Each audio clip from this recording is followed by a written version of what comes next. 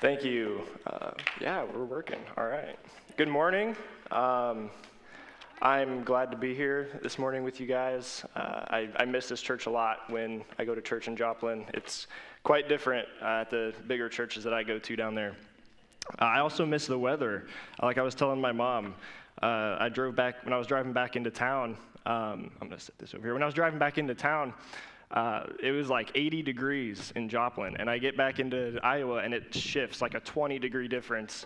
And so I'm glad. I love having Octobers in the fall in this chillier weather. So yeah, I'm glad to be here.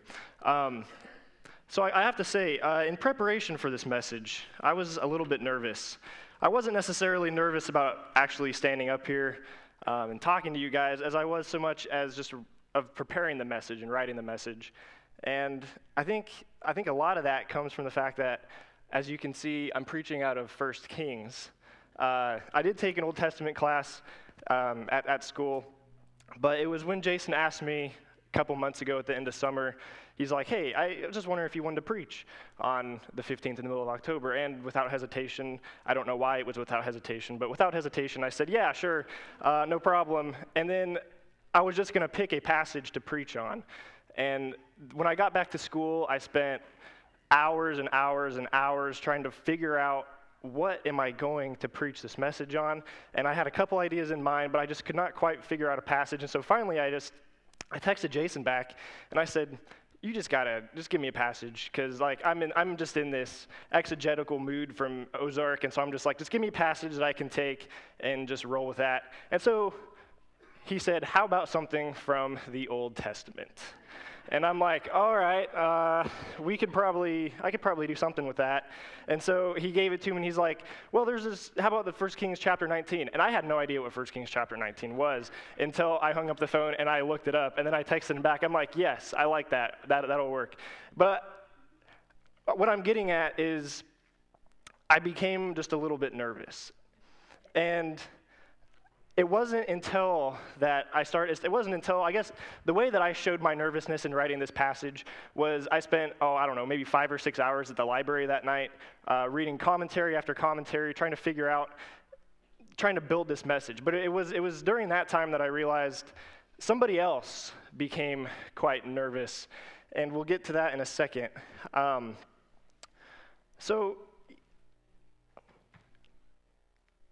The book of this passage, like I said, I wasn't really sure what to think of this until I started looking into it.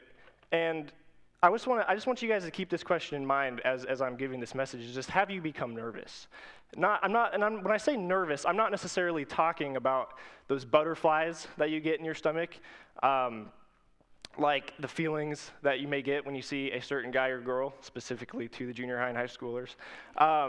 I'm not talking about that kind of nervous. I'm not even talking about the kind of nervousness that I felt when I was preparing this message, but I'm talking about the kind of nervousness that Elijah felt in this passage. So if you have your Bibles with you, turn to 1 Kings chapter 19, and we'll start in verse 9. 1 Kings chapter 19, verse 9. I think it says in your bulletin 13 through something, but I'm not sure. 13 through 16. We're starting at verse 9. There he came to a cave and lodged in it. And behold, the word of the Lord came to him, and he said to him, "What are you doing here, Elijah?" He said, "I've been very jealous for the Lord, the God of hosts, for the people of Israel have forsaken your covenant, thrown down your altars, and killed your prophets with the sword. And I, even I only, am left, and they seek my life to take it away." Have you ever become nervous? I think Elijah is just a little bit nervous in this passage. But like I said, it's not that nervousness that I think that most of us associate that word with. Elijah's nervous about a couple things in this passage. He's, as you can tell, he's not really in the best state of mind, but he's nervous about a couple things. He's nervous and in a state of depression about all of the idolatry taking place, and worried that the people of Israel are completely disregarding everything that God has set in place for them. Elijah is also nervous about his own life. You can see in that last part of that verse, he feels that he's alone, and he's scared that the Israelites are hunting him down to kill him, which They are. I mean, he has a right. He has a right to be nervous. If you know anything about the book of 1 Kings, specifically chapter 18, chapter 19, you know the events that come before chapter 19. If not, I'll just go through them real quick. So Elijah killed a lot of men. I'll just put it simply. And when I say a lot of men, does anybody know the exact number? I'm curious. Anybody? No? 450. That's a lot. That's a lot of men to just, and it actually says in the end of verse 18 that he, with a sword, I mean like execution style, 450 men. Now in Elijah's defense, the men were prophets of Baal. Elijah was just following the law that was put in place against false prophets that you can find in the book of Deuteronomy. If you're interested in looking that up, Deuteronomy 13 and chapter 17 kind of goes through some of those laws. But this act, nonetheless, put Elijah in a lot of danger. And I think it gave him a right to be just a little bit nervous. You know, when he was on Mount Carmel in chapter 18, when this interaction with him and these prophets took place, he was definitely at, you could say, a spiritual high. I mean, that was when God rained down fire on the altar, and afterwards he just took these prophets of Baal, and he's like, it was basically a victory story for God in the Old Testament. And so you could say that he was pretty much on a spiritual high, but it wasn't until after all of that happened that he all of a sudden just went straight downhill, as you can see in the passage that we just read. So yeah, he became a little bit nervous. We're going to turn back a little bit and actually look at chapter 19, verse 4. And this is kind of where Elijah's journey starts after this experience that he had on the mountain. But he himself went a day's journey into the wilderness and came and sat under a broom tree. This is Elijah that we're talking about. And he asked that he might die, saying, "It is enough now, O Lord. Take away my life, for I am no better than my fathers." Elijah asked God to kill him, to take his life away. That was in the state of desperation and the state of nervousness and of anxiety that Elijah was in. Have you ever been nervous? Elijah calls out to God saying, "It is enough now, O Lord. Take away my life, for I am no better than my fathers."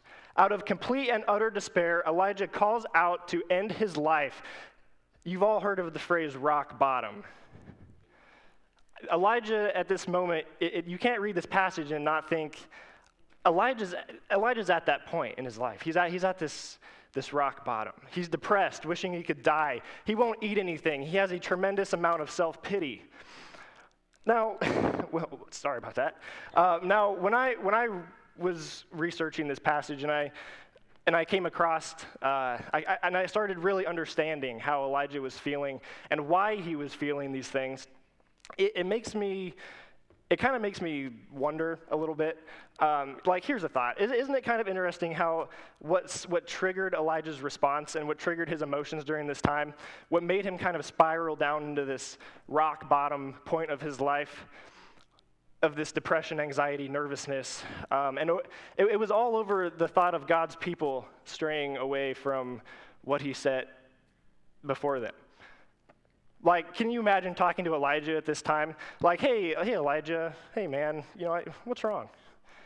Oh, just the thought of Israel's apostasy. What are the things that get us down? Like you look at Elijah and he's completely to the point where he just wants to die because the nation that is supposed to be a nation of God all of a sudden isn't. It's just a thought. It's just a side note. But that's also what I love about this story. The story in 1 Kings, the story of Elijah. Like I said, when I went into this story, I didn't really know much about it. But one big thing I think you can pull from it is it shows just how weak man is. Like you look at Elijah, you read the Bible today, and you read all of these stories about prophets and about these just incredible men of God. And you're like, you can't compare my life to these guys. These guys are, these guys do incredible things for the work of the kingdom. God speaks to these guys vocally, shows them miracles, all of these things. You can't compare what I'm going through with that. But look at Elijah. That's what I love about this story. You can seem like you have it all together, be a true man of God, but even a man like Elijah, one of the greatest prophets in the Old Testament, can still look up at God and just say, I'm done. And it kind of just brings that whole concept that we have of these heroic Bible figures kind of to a more personal and relatable level. And so that's what I love. That's what I love about this story. So anyway, after Elijah, he's sitting under this tree, and if you keep reading the verse, I'm not going to read it for you, but if you keep reading the verse, basically what happens is an angel comes down to Elijah, talks him up a bit, gives him some food, and he continues on his way. When I say continues on his way, I think the passage says like he walked another 40 days or something before he came to the cave where he dwells that we'll get to. So yeah, he I guess a little bit of food, it brought him up a little bit, gave him some energy. So after this period, he comes to the cave at Mount Horeb, and that's where we see him in the passage that we're in today. Now, if you know anything about places in the Bible, you might have heard of Mount Horeb. It's a pretty significant spot, actually. You might also know it as Mount Sinai. Does anybody know what happened at Mount Sinai? Yeah, that's where Moses, back in Exodus, received the law from God, received the 10 Commandments. God showed himself to Moses and, up on top of the mountain and gave the law that we know of, gave Moses the law. So you could say it's a pretty important spot. But I also think that Elijah knew where he was going when he went to this cave. I agree with many biblical scholars when I say that Elijah probably decided to dwell here because this is where he believed he would have a pretty good chance of coming across the presence of God based on what happened with Moses. Elijah was familiar with Moses and knew what happened at Mount Sinai. And so he's like, I'm just at this point in my life where I just don't know what's going on. I just need to go somewhere where I can be in the presence of God. And so I think he kind of had a good plan on where he was going when he ended up at Mount Horeb. He really felt like he had nowhere else to go except a place where he could possibly find and hear the voice of God. That sort of sounds a lot like us, doesn't it? But I'll get to that in a minute. First, let's take a look at what Elijah goes through in this cave. So if you look back at verse 10, Elijah is explaining his current situation to the Lord. Now, after his situation's heard in verse 11, the voice tells him to go stand on the mountain outside of the cave before the Lord. Now, when I first read this, I was a little bit confused because I thought the whole point of this passage was to hear God's voice, right? I mean, that's like, if you've ever, I'm sure you've probably heard a sermon on this passage before. It's pretty popular story. And so when I first read this interaction, I'm like, why is Elijah why doesn't the story just end there? Like, God spoke to him and just told him to go outside. Like, why was that not enough for Elijah? I thought that was the whole point of this story. But I think one of the main reasons why Elijah came to the cave was to come into the presence of God, to hear his voice, but I don't think in that way. Does that make sense? I don't think he came there, and when he all of a sudden was just lying there in his pity, and God just whispers to him in verse 11. Let me find my spot here. In verse 11, he said, "Go out and stand on the mount before the Lord."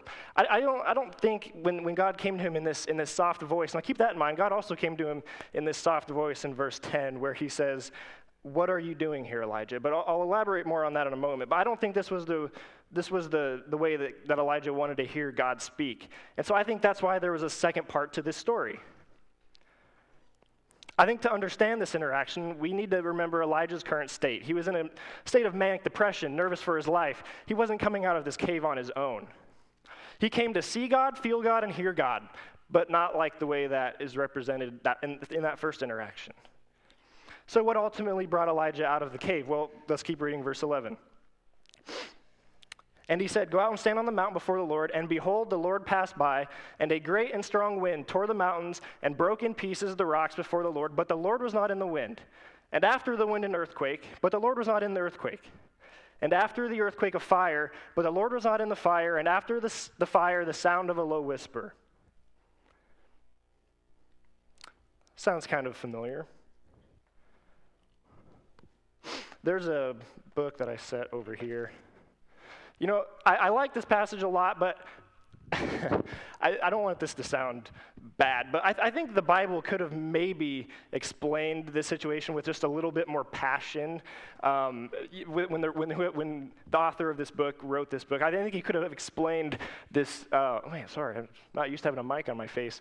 When this presence of God passed by, I think they may have been able to just elaborate on that a little bit more. But lucky for us, there are people that do a ton of Bible study on these types of things. And I have a book that I found in the library at my school, and it's a really old commentary, I think like turn of the century.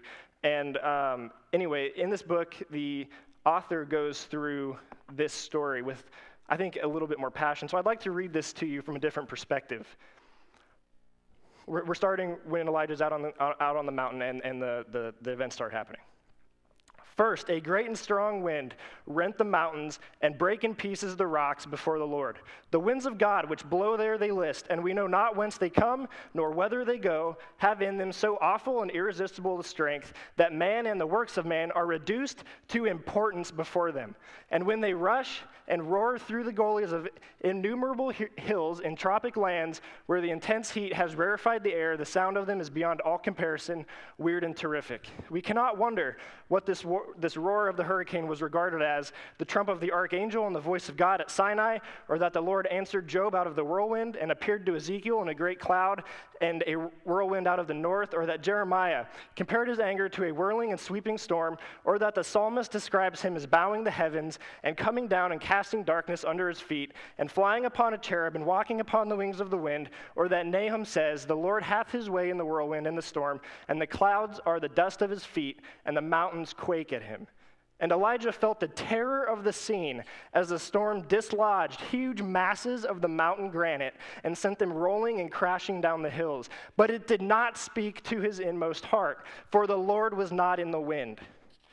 And after the wind and earthquake shook the solid bases of the Sinaitic range, the mountains saw God and trembled. The Lord, in the language of the psalmist, shook the wilderness of Kadesh. The mountains skipped like rams and the little hills like young sheep. And man never feels so objectively helpless. He is never reduced to such absolute insignificance as when the solid earth beneath him, the very emblem of stability, trembles as with a palsy and cleaves beneath his feet and shakes his towers to the earth and swallows up his cities. Once more, the soul of Elijah shuddered at the terrific impression of this sign of Jehovah's power, but it had no message for his inmost heart, for the Lord was not in the earthquake.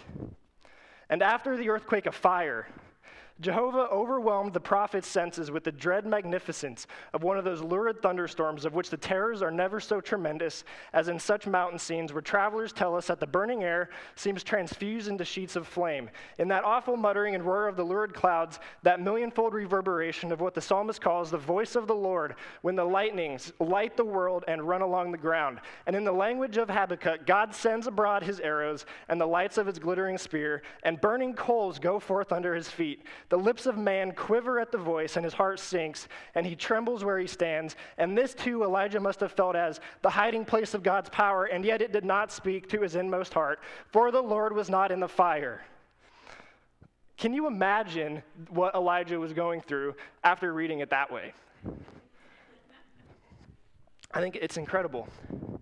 And I think what's another interesting thing is the last time that Elijah had, I think God was kind of just messing with Elijah when he sent the fire, because when was the last time that Elijah had, let me say this, the last time that Elijah encountered God was in fire at Mount Carmel, when he rained down fire on top of the mountain. And so when Elijah saw the fire, he was probably like, oh, there's God right there, because I just, a little bit ago, I saw him on top of Mount Carmel in fire. So that's got to be God, but it wasn't. So I think God was just kind of playing on Elijah's humor there. I think that if Elijah was looking for God, he probably would have found him as soon as he felt the heat of the fire that began to warm the entrance to the cave. But the text says that the Lord was in none of those things. And if Elijah wasn't completely thrown off yet, I'm sure he was at the end of verse 12. Let's keep reading right here. And after the earthquake of fire, but the Lord was not in the fire, and after the fire, the sound of a low whisper. Sound familiar? That's how God originally started talking to Elijah, when he first got to the cave was in a low whisper. Let's continue reading, verse 13. When Elijah heard it, he wrapped his face in his cloak and went out and stood at the entrance of the cave. And behold, there came a voice to him and said, "What are you doing here, Elijah?" Did you catch that? He wrapped his face in his cloak. Now, when I first read that, I'm like, oh, it's got to be because, it's got to be kind of dusty out there, after all of this. He just needed to cover his face. No, I think it's because at this moment, Elijah knew God was out there. And whenever you see an encounter with God in the Old Testament, what does that person do? They cover their face or they'll die because they can't look God directly in the face. So I think this act of Elijah covering his face with his cloak, I think at this moment, this was a symbolic moment that Elijah knew God was out there, and he's like, I better cover my face for this. He found out that God does not always appear in powerful and miraculous events. If you get nothing out of me standing up here today, get this. Just because we serve a mighty God does not mean he always shows up in mighty ways. It makes you wonder if maybe God was trying to tell Elijah the same thing. Like, hey, Elijah, I'm trying to talk to you in a way you need to be talked to. The beginning, when he was in the cave, that first soft whisper. So please listen to me. But because you didn't, now I'm going to make you think I'm coming and all of these things. But that's just to get your attention. And I find this passage just as much a story of healing as I do a story about hearing God's voice. Because we know that the first time the Lord speaks to Elijah in the cave is when he asks the question, what are you doing here? But I think Elijah answered that question the wrong way.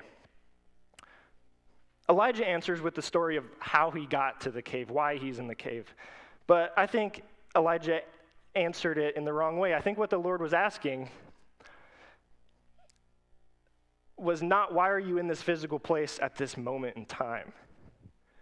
But rather, why is your spirit broken? Why is your mind in the place that it is? Why are you in this current state? Why are you here? And I think we answer that question wrongly a lot too. It was asked in a gentle way to coax a man who is in a sensitive state out of the cave. He's afraid to leave, but didn't realize it because the God I know does not appear in this way. He appears in mighty ways. So God had an idea. He'll send these events, wind, an earthquake, a fire, because he knows that will get your attention. But just when you think you have found God, he doesn't appear in any of these, but rather a soft voice, because we serve a mighty God, but that does not mean that he only shows up in mighty ways. Have you ever felt the nervousness as Elijah? And if so, where did you try to find God? Where were you looking for his voice? Remember, I said we'll come back to that in a minute. Well, here's the minute. Earlier, I mentioned that. Well, when faced with opposition in our lives, when our minds are in a state much like Elijah's, when we feel like we have no hope, we have a tendency to gravitate towards our own caves, if you will, much like Elijah did. And the places that we go in order to find God's presence, these caves, I think we treat as our churches. It's a place where we believe God is present, where I can hear God. I mean, you read stories or you watch movies, which obviously I'm not saying that that's correct, but all I'm saying is you see these examples of people that may not fully believe or may not be Christians, but when they go through hard times in their life, they go to a church. Why? Because they know that whether or not they believe that, all of that aside, they know that it's a place where they think they have the best chance of hearing God's voice. And there may be some of you here today in a state much like Elijah. And you're sitting in a pew waiting for God to show himself in some majestic way. And to those of you who are like that, I say this. God knows exactly how you need to be spoken to. So don't rule out the power of a soft voice.